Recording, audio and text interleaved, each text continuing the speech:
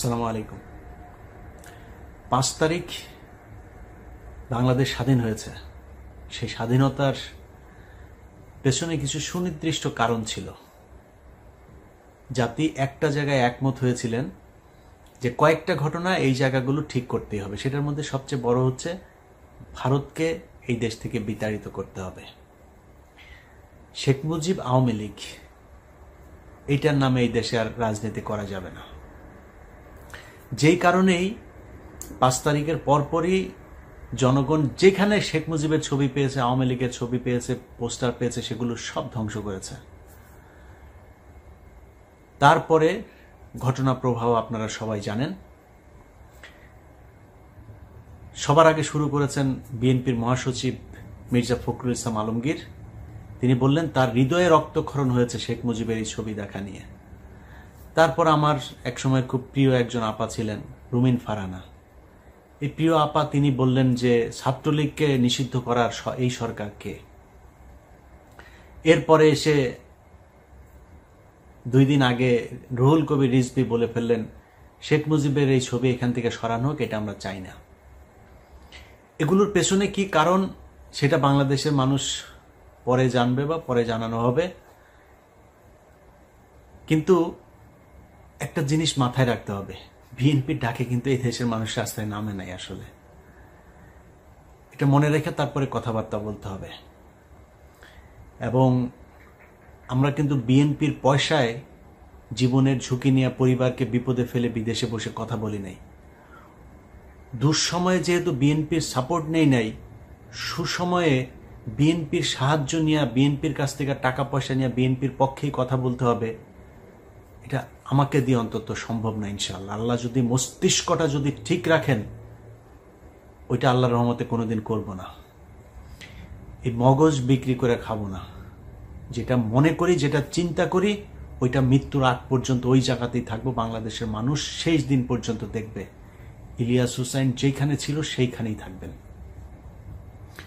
অতএব আপনারা যদি মনে করেন ভারতের পক্ষে থাকবেন, আওয়ামী লীগের পক্ষে থেকে তারপরে আপনারা রাজনীতি করবেন, 2001 থেকে 5 পর্যন্ত আসলে এত বিশাল ভালো কিছু করেন নাই। সরি, আমার একদম এইভাবে বলতে ইচ্ছা করে নাই, কিন্তু বলে ফেললাম। এত ভালো কিছু করেন নাই যে আপনাদের জন্য বাংলাদেশের মানুষ রাস্তায় নামবে। এই যে আপনার দলে এত কোটি কোটি বিএনপি করা মানুষ জীবনের ঝুঁকি নিয়ে এই আন্দোলন করেছে, এই আন্দোলনের ভেতরে জীবন দিয়েছে, অর্ধেকই তো হবে বিএনপির লোকজন, তাই না? জীবন দিয়েছে তারা না আপনাদের এই ভারত প্রীতি আর আওয়ামী প্রীতির জন্য জীবন দেয় নাই। আপনারা যদি নাকি জনগণের সামনে স্পষ্ট করতে না পারেন, তাহলে আমরা কনফিউজড হব। আপনাকে স্পষ্ট একটা পক্ষ অবলম্বন করতে হবে। আপনি ভারতের পক্ষে, আওয়ামী লীগের পক্ষে নাকি না, এটা আমাদের জানা খুব জরুরি। এই মুহূর্তে কনফিউজড হয়ে থাকলাম, বাট আমার মনে হয় খুব সহসায় আমরা এটা জেনে যাব, তখন আমরা আমাদের মতামত জানাই দেব। এই দেশের মানুষ, যারা সাধারণ মানুষ আপনাদেরকে ভোট দেয়, রাজনীতি করে না, তারাও না আওয়ামী বিরোধিতা করে, তাই বিএনপির দলে ভোট দেয়। এমনিতে বিএনপি করার কোনো কারণ নেই, অন্য কোনো কারণ নাই আসলে ওইরকম। তো সেই জায়গাটা যদি নষ্ট করেন না, তাহলে সামনে বিপদ হবে। কয়েকটা জায়গা যদি বলি যে এই যুদ্ধটা কেন হয়েছিল, বিডিআর হত্যাকাণ্ড, সেটার বিচার হইতে হবে। কমিটি গঠন করার কথা বলা হলো, এখন পর্যন্ত কিছুই করা হয়নি। কয়দিন আগে স্বরাষ্ট্র উপদেষ্টা বললেন ওইটা নিয়ে এখনো তারা চিন্তা ভাবনা করছেন, ফাইনাল কিছু হয় নাই। এই জন্য আপনাদেরকে ক্ষমতায় বসায়নি। পরের দিন উচিত ছিল বাংলাদেশে কোথায় কোথায় রয়্যাল এজেন্ট আছে সব কটার এই দেশ থেকে বাইর করা হয় নাই। বিডিআরের নিরীহ সৈনিকরা তারা জেলখানায় আছে, এখন পর্যন্ত বের করে নাই। উচিত ছিল পরের দিন তাদেরকে যেইভাবেই হোক, জেনারেল অ্যামনেস্টি হোক আর যেইভাবে হোক, তাদেরকে করে দেয়া। করা হয় নাই। আলেমদেরকে বের করে দেওয়া দরকার ছিল, করা হয় নাই। এই ছাত্ররা এখন পর্যন্ত হাসপাতালে আহত অবস্থায় আছে, চিকিৎসার টাকা নাই।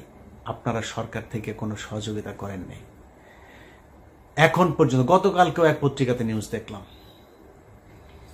যারা নিহত হয়েছে তাদের পরিবারকে এই স্যাবলামো করে 2 লাখ 5 লাখ না, অন্তত 5 কোটি করে টাকা দেওয়া উচিত। তারা এই দেশ স্বাধীন করেছে, দেওয়া হয়নি। বাংলাদেশে গেল 15 বছরে ব্যাপক লুটপাট হয়েছে এই বিদ্যুৎ খাত নিয়ে। সেই জ্বালানি খাতের এখন পর্যন্ত একটা মামলা হয় নাই।